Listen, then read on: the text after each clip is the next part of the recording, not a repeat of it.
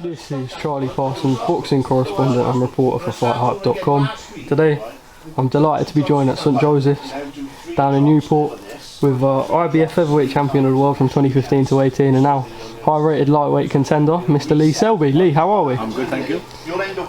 First things first, you know, obviously with the lockdown and stuff, I've seen on your Instagram you've got a home gym and everything. But how have you been finding sort of motivating yourself, keeping fit behind closed doors and stuff like that? I hear your dad says you never miss a day, everyone else says that you never miss a day. What have you been doing? How have you been finding it? Luckily I'm like self-motivated, so I can keep myself busy, keep myself active in the boxing gym. I've had my friend who you just interviewed now, Gavin Gwynn. Yep. He's come down to my house and he's built me a beautiful gym. I've seen that, it looks good, doesn't it? Yeah, it's wicked. Everlast is kitted out with all the punch bags. I bought like a multi-weight machine, I got a cross trainer, running machine, so I got everything I need at home. Brilliant. Before we move forward, obviously last time out was at the O2 against O2, wasn't it? Yeah. Against Ricky Burns.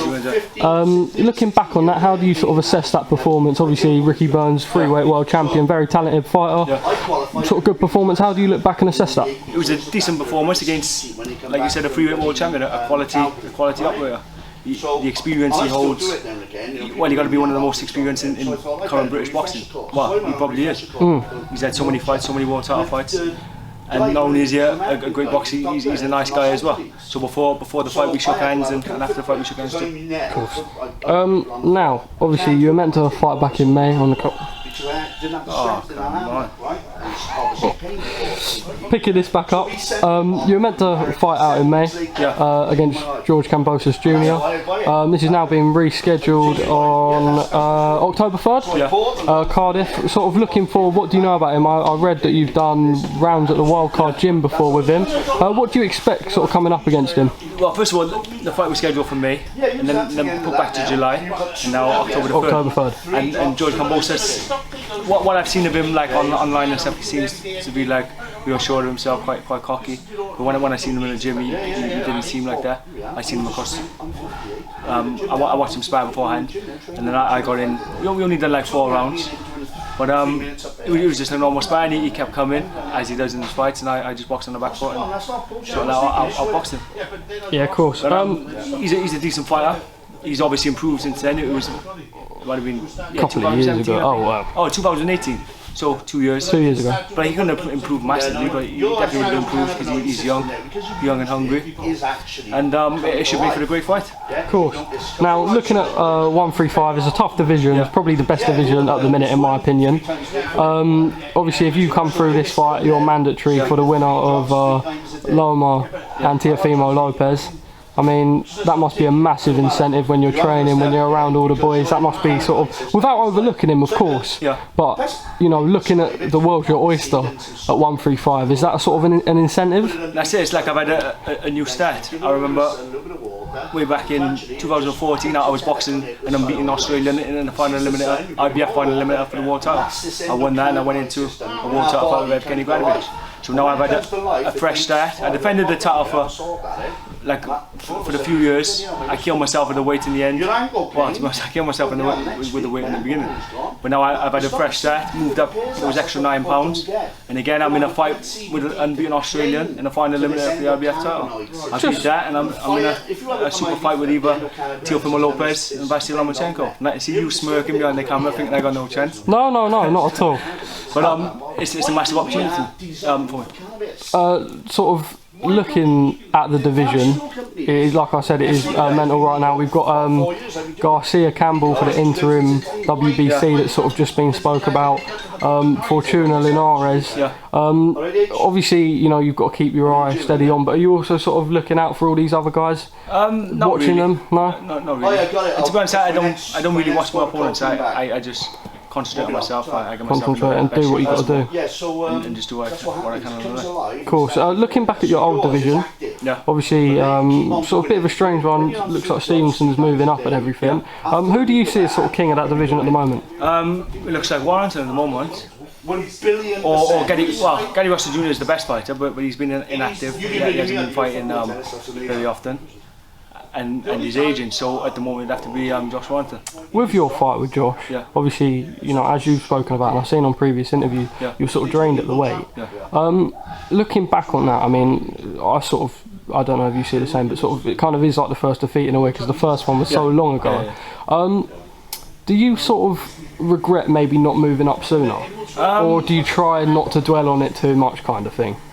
Really, I should have moved up after I defended the title the first time in Phoenix, Arizona against Fernando Montiel.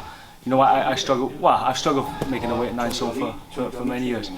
But like my performance it wasn't the same as when I won the title.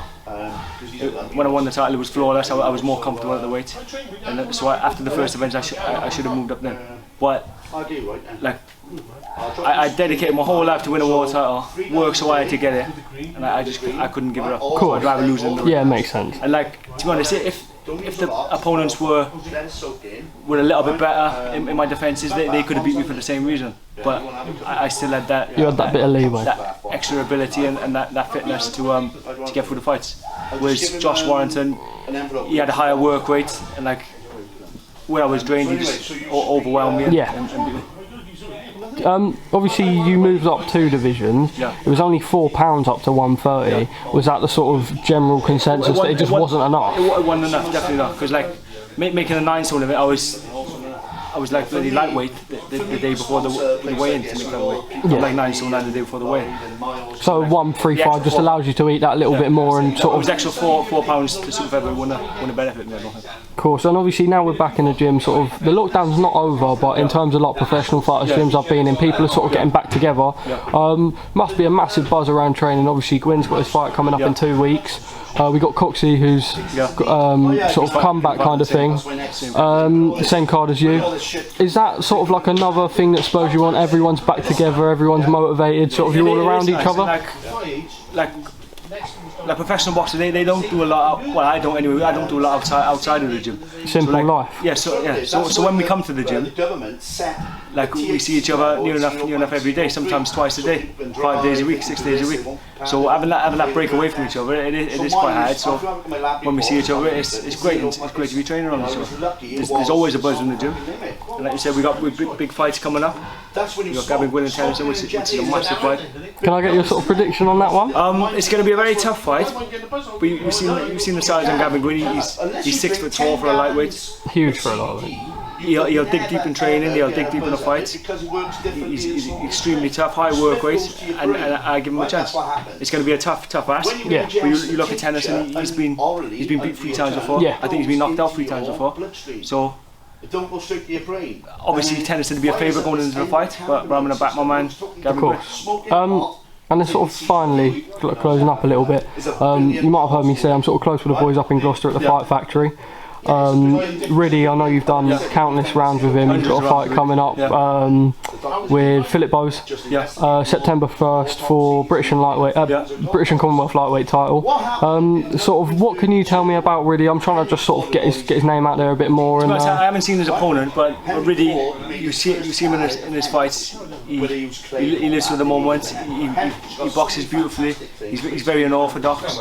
He's a tall southpaw, slippery, and I can see him winning on the points and soon. Brilliant. There's not too much to say, so we'll close this up with a little message that you might have. Thank you for your time also, and just sort of a little message that you've got and your final prediction for October 3rd in the final eliminator. Don't make predictions. Don't make predictions. But I'd just like to say thank you to all the fans for your continued support. Keep following me. I'm going to try and bring a second world title back home to the UK and Barry and South Wales. Nice one. Thank you very much, Lee, for speaking to me at FightHype.